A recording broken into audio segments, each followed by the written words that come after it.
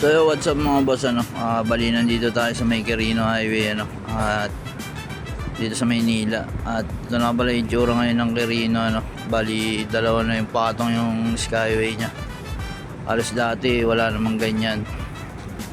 Yun doble na siya, parang so mga boss, ba sumasabay na yung Pilipinas sa mga project guys, sa mga ibang bansa, may mga matatas na mga gusali, mga boss, kagaya nun sa China, sa Japan, sumasabay na rin yung Pilipinas sa mga project na mga skyway.